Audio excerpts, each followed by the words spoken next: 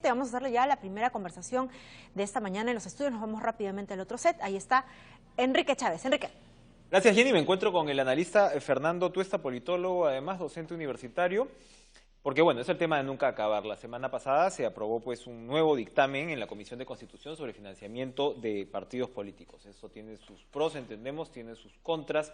Lo que a mí me gustaría saber es cuánto difiere de la propuesta de los organismos electorales, qué nos está tomando en cuenta y qué es lo que aún pues se podría hacer. En suma, la pregunta es, ¿colabora un dictamen como este a que tengamos un sistema de partidos más civilizado, más ordenado, más transparente? Fernando, gracias por estar con nosotros. ¿Qué tal, Enrique? Gracias por la invitación. Bueno, por una ley no se va a cambiar las cosas, ¿no? Sin duda. Pero el dictamen, como todo dictamen, es producto de una negociación, pero creo que no responde a una pregunta principal. Los partidos necesitan hacer campaña, las campañas cuestan. El 80% de la campaña está dada por el gasto de televisión. Entonces, si tú no tratas de aminorar esto, es decir, el gasto que incurre en televisión, no se va a poder hacer nada. ¿Cómo se aminoraba esto? Yo, por ejemplo, he escuchado a dirigentes de partidos que me dicen, oiga, el problema es, entre otras cosas, que no te permite ningún tipo pues de negociación con los canales, ¿no? Te dan unas tarifas flats, ¿no? Que son pues de alguna manera las tarifas oficiales, entre comillas, y eso pues hace muy difícil también poder hacer campaña en televisión de una manera un poquito más razonable. Pero en general, el costo de campaña es altísimo, acá y en todas partes. Entonces, la franja electoral lo que hace es cubrir una parte del costo, pero igual se gasta mucho en televisión. Entonces, ¿qué habría que hacer para ordenar eso? Desde mi punto de vista, se ha debido hacer lo siguiente, incrementar la franja electoral, tanto a nivel de tiempo, ahora es solamente de 30 a 2 días antes de la elección, podría haberse hecho 45 días y además cada día un poco más de tiempo. Con eso bajas mucho los costos. En segundo lugar, que el financiamiento público también sea para campañas electorales.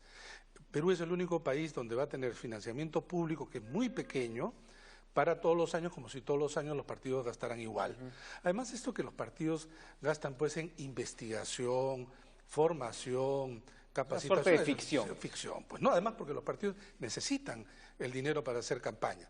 Esto abre siempre la posibilidad que si es que no tengo por el lado del dinero público suficiente, voy a ir o voy a estar a expensas del dinero privado. Y ahí la idea fundamental es entonces tratar de ser transparentes y sanciones. Eso simplemente es casi imposible, digamos, en su totalidad y como creen muchos, si es que hay voto preferencial. Los partidos no están altamente institucionalizados como para que controlen a sus 130 candidatos, que por lo demás muchos de ellos ni siquiera son militantes de los partidos, la mayoría son invitados. La mayoría son invitados. No, además el partido no le da para que hagan campaña, entonces cada uno se la ve como puede, ¿no? Entonces, acá lo que tenemos además es otro tema, que hay sanciones y la mayoría de sanciones son pecuniarias, no la mayoría, salvo una, todas son pecuniarias. ¿Seguimos en eso? Seguimos en eso, ahora, salvo un artículo donde señala que se va a sancionar al candidato, no al partido, en suspenderlo durante 5 años. Esta sanción también debería de darse al partido. De eso porque el partido, por ejemplo, si es que yo violo una norma donde se incrementan, no sé, o no se entrega la información adecuada, las sanciones van de 10 a 30 UITs, que son insuficientes y muchas veces además no tienen capacidad para poder cobrar a los organismos electorales este tipo de sanciones. ¿Qué es lo que pasa ahora mismo? No, hoy día simplemente es imposible, ¿no? Ahora, el contrapeso de esa sanción sigue siendo básicamente el retiro del financiamiento público. No, hay sanciones pecuniarias. Sí, hay sanciones que han sido divididas en leves, graves y muy graves. Pero digamos, más allá de que se pongan todas las sanciones, el tema es que los partidos van a necesitar ir en la búsqueda de dinero. Es más, ni siquiera se ha convocado las elecciones y uno abre los periódicos, escucha los noticieros y todos los fines de semana, por lo menos, los candidatos hacen campaña. ¿Con qué dinero están haciendo campaña?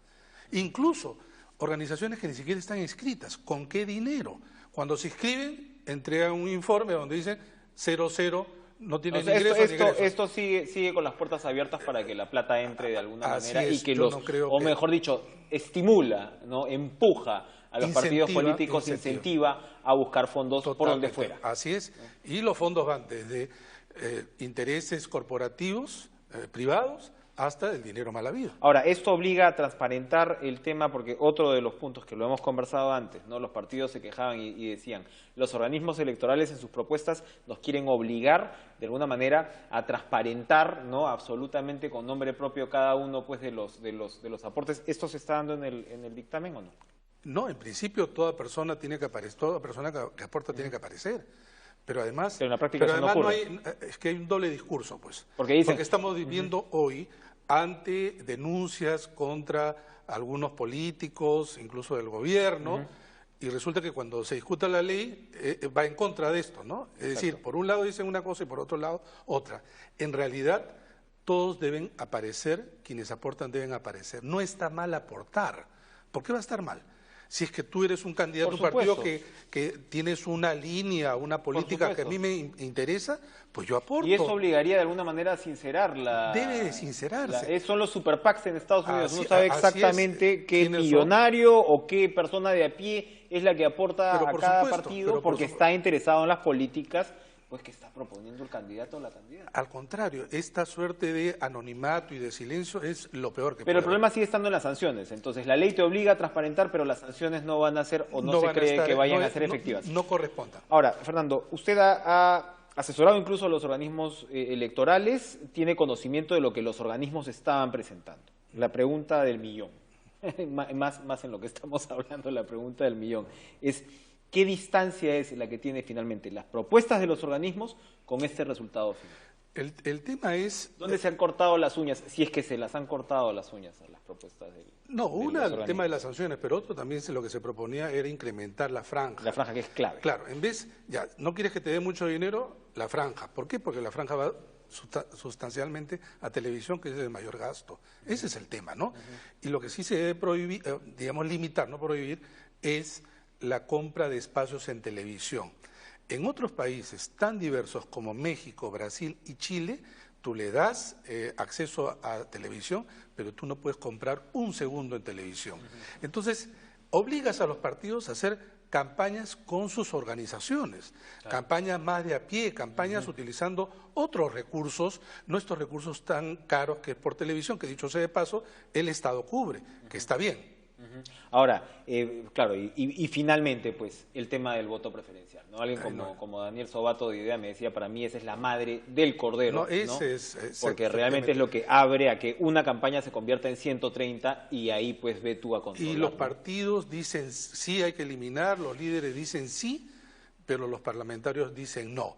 En realidad, la batalla contra el voto preferencial sí es la madre de todas las batallas. Bueno, entonces finalmente ya fue, podríamos decir, ¿no? Ya fue, para estas elecciones que se vienen, el Ejecutivo ya debe convocar prácticamente en cualquier momento, pues... No, a partir del, creo que son 150 días, alrededor del 12 de noviembre, 13 de noviembre, algo por ahí. Debe estar convocando. Entre esa fecha y 120 días, que sería 12, 13 de diciembre. Y entonces, ¿hasta qué momento es donde se cierra, digamos, la legislación vigente que va curiosamente en el bajo Perú, el marco de la selección? Curiosamente en el Perú no se dice nada sobre eso. Okay. En otros países, por ejemplo, siguen muy lejos, en Ecuador es un año exacto, no puede variar ninguna regla de juego.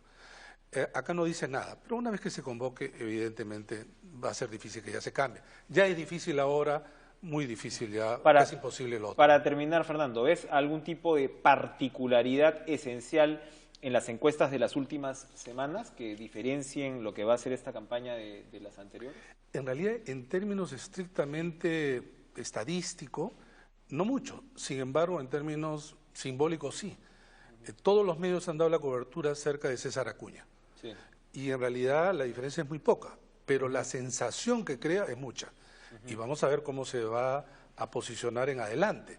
Y eso sí va a traer por lo menos interés en la campaña. Lo que sí se puede decir, digamos que en esta campaña van a haber probablemente más cambios de lo que parece.